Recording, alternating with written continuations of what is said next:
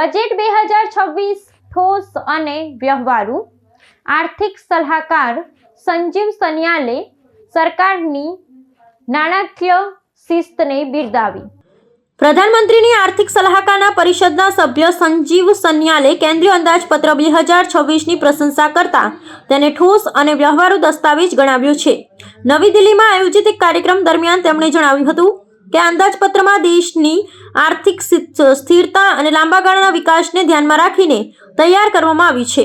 સન્યાલના મતે વૈશ્વિક આર્થિક અનિશ્ચિતતાઓ વચ્ચે ભારતની અર્થવ્યવસ્થાને મજબૂત રાખવા માટે આ બજેટમાં લેવાયેલા પગલાં અત્યંત પ્રસ્તુત અને સમયસરના છે.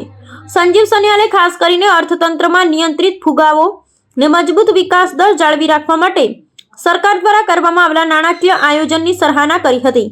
તેમણે નોંધ્યું હતું કે સરકાર દ્વારા રાજકોષીય ખાદ્યને ઘટાડવા માટે જે મક્કમ નિર્ધાર દર્શાવવામાં આવ્યો છે તેનાથી બજારમાં રોકાણકારોની વિશ્વાસ વધશે.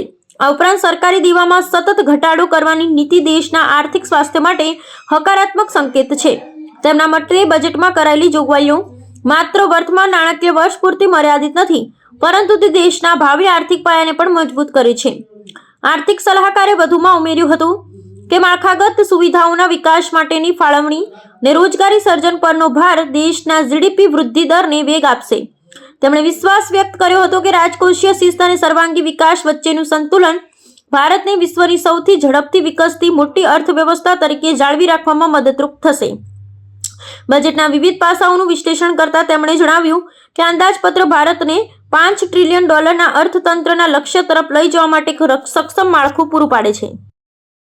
Given that we are currently in an environment where growth is pretty solid, 7.4% is expected, and the fact that there is no real pressure on inflation, this is a good time to do the fiscal and other macroeconomic consolidations that were necessary. The fiscal deficit, which had spiked up during the COVID period to 9% for 1 year, has been steadily and very carefully brought back. It is now down to 4.3%.